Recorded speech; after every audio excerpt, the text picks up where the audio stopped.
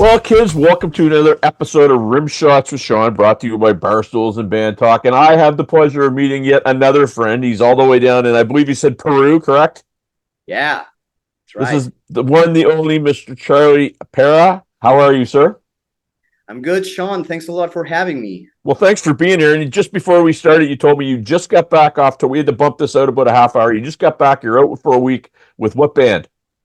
It's a band called Saratoga, like the city, like the Battle of Saratoga. It's a power metal band from Spain that I play with since 2022.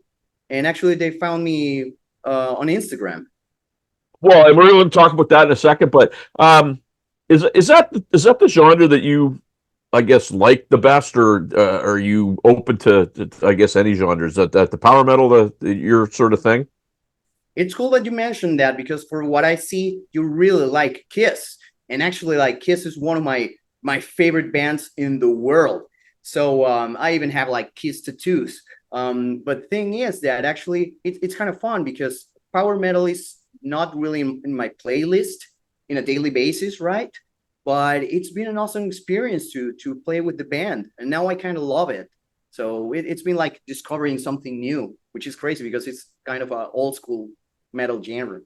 And it's interesting because people that haven't played it always it's metal. Like it's you got to be proficient on your instrument in order to play that genre of music. I had to. I never said that I was learning the songs or I was practicing the songs. I actually kind of trained to be in this band because the first time I was with the band was a tour in Mexico at 12 dates, and my plan was to be a permanent guitar player in the band for the remaining dates in other countries, and that's actually what happened. And I think it was because I took it real serious. Well, and that's good to hear because oftentimes you get the opposite. I've talked to people where they've got people to either fill in or come in and they're just not prepared, and it just winds up not being a pleasant experience for anybody all the way around. I mean, there's a lot of factors there. It's experience, right? I come from Peru, and Peru in Lima, like since the early days, I just started playing guitar in different places like bars and venues. You get to learn a lot, and you get a lot of tech savvy moments, because you got to save the date, you got to save the show, and as you can tell, it Peru Lima, at least like 20 years ago, it was pretty much the third world, Mm-hmm. and there was not enough gear, not enough anything. Gibson guitars just arrived in Peru like 10 years ago, which is Wow. crazy. So, you can tell that things got better because here there was this belief that being underground in rock and roll was like, being precarious. And it's not like that. It shouldn't be like that. No, for sure. Um, so you were out with Saratoga. You're out for a week. What type of venues were you playing? We played like in really, it was a festival tour because there is this band from Argentina called Rata Blanca, like White Rat, and Haha. and they're huge in South America, in Spanish speaking countries. So it's been like a really big venues tour.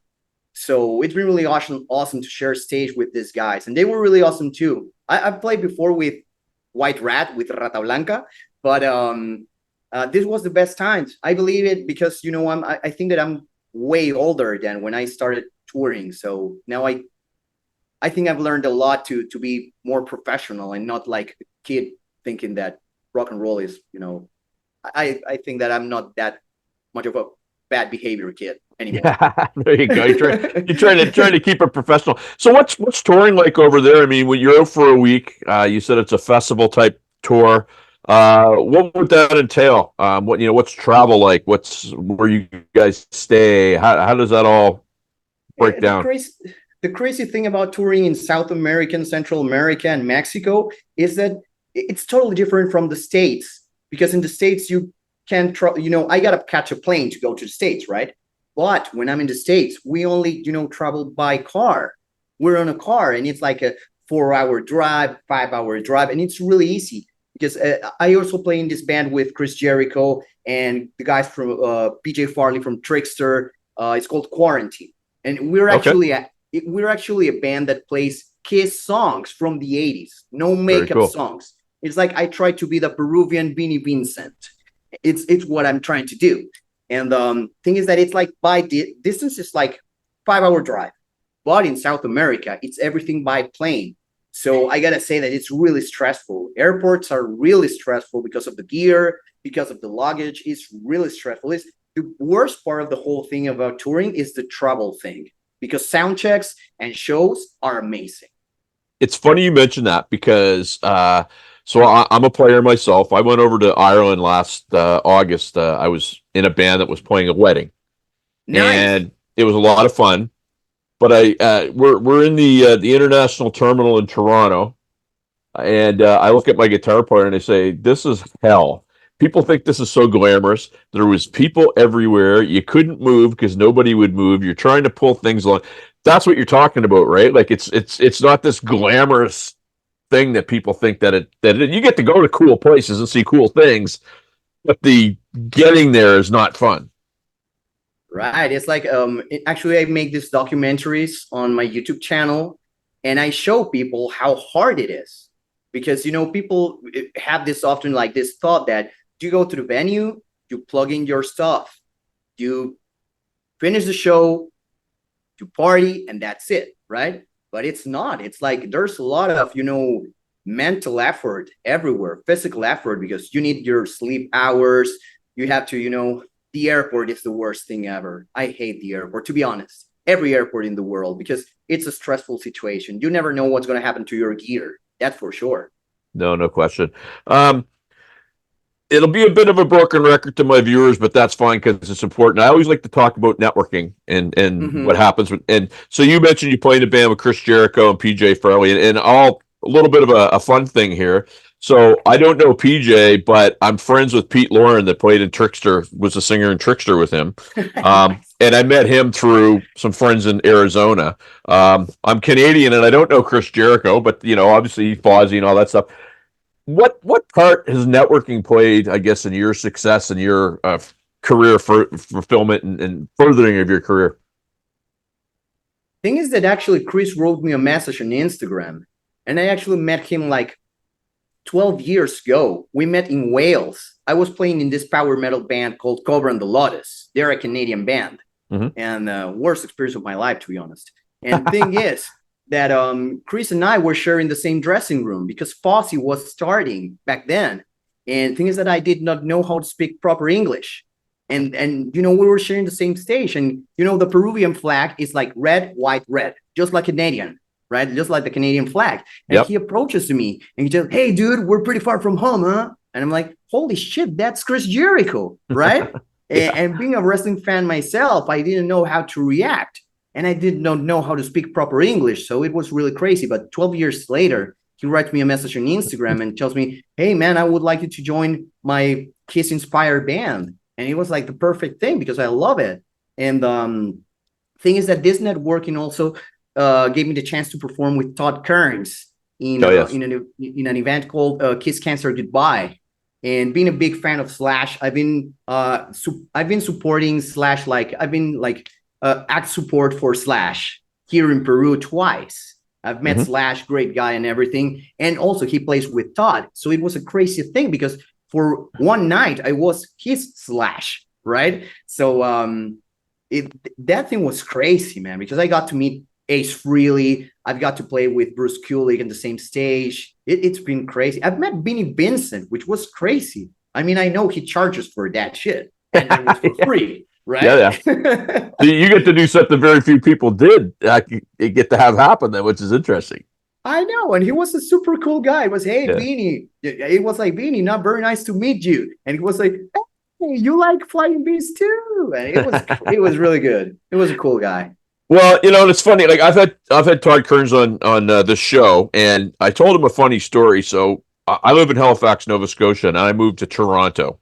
Okay. And I was in a band, and the first night that I was in Toronto, we went to this club and we saw Age of Electric, which was Todd's band.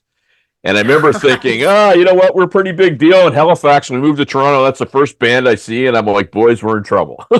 Nice. There they were. But I mean, Todd's such a gracious guy. I mean, he's, Canadian fella. Everybody that I talked to, him and Brett Fitz always, they're super nice guys. I interviewed Les Warner, who's former drummer from The Cult. And he says, yeah, anytime that Brent can't do a gig, he hands it to me. What are your thoughts on some of these guys? Because, like you, sometimes I'm fortunate to meet these folks, and some people think they're untouchable or they're hard to get at. A, what do you think of these people in that circle? And B, if you were to give advice to somebody who wanted to meet those people, how would you tell them to act or react when they met them? Well, the first thing is that all these guys that I've met through music, um, so far it's been a great experience. The only people in the world of music I've had issues with was with my former band in Peru and with Cobra and the Lotus. Fucking horrible. But the other thing, all the people that I've met, even it's been great. I've made a song with Michelangelo Baccio, which is called Pulsar. And it was just because, we were connected through, I was a fan and I'm a fan. But then it was like, why don't we make a song together? And there's this song with Michelangelo. I've made a song with Dino Caceres too. I just released it. It's called Sigma, and it's available on my channel and everywhere. And it's been a great thing because in the end, you get to hang with them as friends, as your fellow guitar player, right? Like your friend. And I would tell that like people that, and this is something that I experienced because of the wrestling thing. Because of course, like after meeting Chris, I got involved with a lot of wrestling people, right? And it's people that I watch on TV every week, right? Mm-hmm. So what I would tell everyone is something that actually Chris told me is like, you can't be like, wearing your wrestling, your wrestling shirts and, like merch or stuff like that, like being a fanboy, because and it's people that they're working. And in the end, I pretty much believe that the last thing they want to do is keep working, because if you're going to be like a fan, go to a meet and greet. But if you're just going to hang out, just hang out, because, that's the main idea, to have a good time. And you got to realize too, and I mean, you would know this, and I was talking about playing a wedding, and you played special events where you got to watch yourself, because to you it's another gig. You want to do it well, but it's another show, and to that other person that you're doing it for, that's a life event. And the same thing with wrestlers or musicians. I mean, like for them it's another gig and they want to do it perfect, but the people that are there, it's a big Right. deal to them, right? So you got to walk that fine line all the time, right? Right. It's that's the thing, is that people are working in the end of the day, but they want to have a good time. And the worst thing that you can do is being annoying, because there's not a second chance for a first impression. So you got to save it. Amen, brother. So let's jump over to your social media presence, because I was given the heads up by Raquel that you're quite savvy at it. You've got a following. You're very active. You do a lot of stuff on social media. Why don't you give us your impression of Charlie Parra, social media star? What's that all about? I think that, well, of course, everything started with YouTube. I have this like channel with almost 200 million views right now. Wow. And I know it's crazy, but I had to migrate to other platforms, Instagram, Facebook, and now TikTok, which is crazy. Mm-hmm. And now people that, that I get to meet people on the street or anywhere, they say, hey, there's Charlie, the TikTok guy, the guy from TikTok. And it's crazy because I never thought that would happen, because I said, right, I've been playing guitar for 20 years and now everything is reduced to the TikTok guy, right? But it is what it is. And I think that, being close to the fans, I think that's the most important thing, because in the end, it's not like, I don't think it's how talented you are or how many like guitars you have or tours you have. As long as you have people supporting you, that's the main thing. And you cannot let them down. It's not that you gotta, be in good terms with everyone, which is not the case. Right. But the people that support your art and your music, you have to keep them in a special place. You cannot be a guy that ignores, or you know what I mean, right? Like being close to your absolutely community. So I mean, okay, so here's the thing: what is it about Charlie that's endeared people? Because I mean, I've got a YouTube channel, and and I do social media, and it's one of those things where it's a struggle, right? You do something you think it's amazing, it gets little traction. You do something that's you think is totally useless, and it blows up, and there's no rhyme, no reason, you don't know why. What is it about Charlie that people go, man, I got to follow this dude? He's doing something. What do you think it is? Truly believe that is that the fact that I don't want to be like what I just said before. I don't want to be in good terms with everyone. Okay. I just want to do my thing and be as genuine as possible and make it as real as possible. And I think that's what probably opened me like a lot of windows and doors, because of course I've failed miserably in a lot of stuff that I've done, right? But at the end of the day, like I cannot believe that I get to leave my city every year and go on tour to like last year I was in 8 different countries, which is crazy. A lot of planes, a lot of great exciting things, and I get like gifts from fans and stuff like that. But there's like a lot of effort behind that, you know. There's a lot of struggle, and like you guys say in the States, it's like keep hustling, right? Because Yeah. in the end, you know, this is our job. But if you're really passionate about it, you're gonna see it like totally different. I think it's like being real. When somebody like, I don't know, I always get into like this ridiculous, you know, stupid like arguing on Facebook and Instagram. It's totally worthless. It's not worth it. Yeah, that's fair. Um, I have a good friend in the business, and he often talk. He's played with different people like Ace Frehley and whatnot, and he basically says your location where you live has nothing to do with anything, especially in this day and age. Do you feel like, living in Peru, does that hinder Mhm. you at all, or it doesn't matter? You can go and do your thing anywhere and just pick up your guitar case and away you go. Well, I gotta say that my passport is not as friendly as other ones because of bureaucratic reasons, right? Fair enough. Yeah, yeah. Right. But I gotta say that if I every time I get the chance to go somewhere else, it's like I feel like the world gets smaller every time. The Yep. first time I went out of the country was crazy, and I still feel like it's crazy every time I get to change the switch in my head and say, "Oh my God, I'm going to speak in English for a while." Except when I'm in Miami, the only people that speak English there is probably like, you know, the guys I play with, Yeah, yeah. because Miami is like, you know, almost like a Latino place right now, which is Yep. crazy. Yep. But yeah, I think that the world's getting smaller, you know, in that term. But yeah, it's really hard to, you know, doing these traveling things, getting that proper visa and blah blah blah. It's crazy. Um, I'll give you a funny example, Charlie. So your PR girl, your friend and mine, Raquel. All right. I've known her for about 2 years, and lo and behold, one day she posts a picture. It's her and this other person having lunch in Los Angeles, and lo and behold, it's another PR person from New York that I deal with. Had Right. no idea they knew each other. I'm here in Halifax, Nova Scotia, 3,000 miles away from them. And so I sent a message to Jamie. I said, "Oh, I didn't know you know Raquel." And she goes, "How do you think Raquel got to know you?" And it was Jamie referring me to her. So you're right. The world goes like all the time, right? Absolutely. I mean, man, one of the I gotta tell you this story. Like here in my country, I get to play with a symphonic orchestra once a year, right? And the last time I performed a symphonic version of Love Gun. And Oh, for yeah. that song only, like the makeup girl actually made me like the spaceman thing, like the 1978 spaceman with the blue Nice. thing and everything.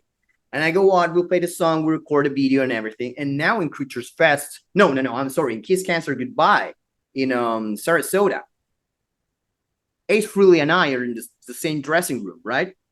And I showed him the video because he was super friendly. He was cool as shit. He was like, "Hey, dude, what's up, man?" And I'm like, "Hey, Ace." And I showed him the video. And he's like, "Hey, let's take a selfie." We have the selfie. Yeah. And he's like, "Hey." And you know, he slapped me in the head. That was great. I was like, "Hey, little kid." Wow, he's like super tall. That Yeah. was crazy good. And when that happened, I showed them my friends that picture and said, "Guys, look at this. We had that poster of the spaceman on our bedrooms back when we were kids, and now, you know, he's like slapping me in the head. That was fun." Well, I'll show you one of my most prized possessions. So I've got a friend here locally in Halifax that makes marionettes, All right. and he's made them for people all over the world. And he made this for me. It's Eric Carr, That's great. and I love it sits on my shelf between the Creatures of the Night and the Elder, it. uh, Right. two of my favorite albums. So yes, I am a Kiss fan through and through, and it's when you got to meet Ace. Sorry, I'm looking away from the camera, but when you got to meet Ace, was it one of those moments where you went, "Wow, I'm meeting Ace Frehley," or it was just another moment in time for you? every time I get to, I have that. I've been lucky enough because I think that's luck in the end of the day, because I get to play this show, and it's because I worked my ass off to do this. But being in the same dressing room, that's a little bit of a lucky thing. It was. I've had the chance to meet Slash, Marty Friedman. I've met Michelangelo Baccio, Beanie Vincent, Bruce Kulick, and Ace. And it's like meeting your heroes is like really, really cool. I've made a song with Dino. And thing is that, well, meeting Ace, it's because, there was this movie, 1999, Detroit Rock City, right? And that was actually my first time discovering that Kiss was not only a band. That was the time when I discovered like Kiss was almost a lifestyle, almost like a cult.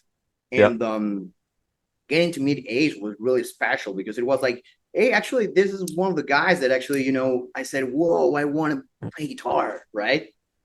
So it was really special. I can say that, oh, it was just another thing. It's not like that.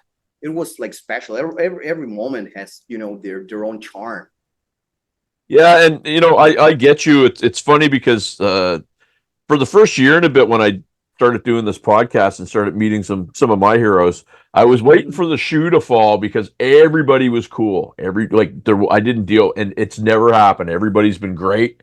I've never dealt with one single problem. They're down to earth people, and it's cool. And so I know exactly what you're talking about, and it's a good feeling, right, when you meet one of your heroes and they're just as you expect them to be.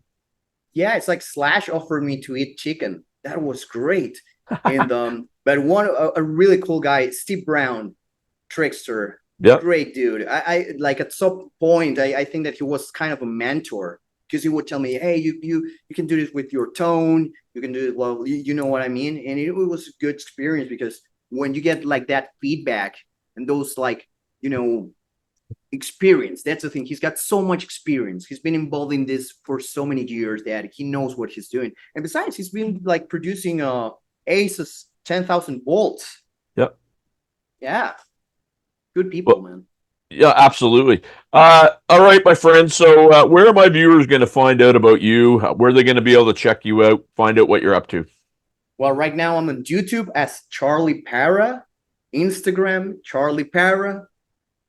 For the younger guys, TikTok, Charlie Parra. But yeah, I know. And I'm pretty much on like the main social networks and everything. If you want to watch my tour documentaries, they're on YouTube. If you want to watch the music, they're on YouTube. If you want to interact on like, my reels and stuff, Instagram and TikTok, I'm always like, answering comments and questions and everything because it's been cool. And besides, I got to say this, that thanks to social media, I got to be the first South American artist with a signature model with Kramer guitars in Gibson.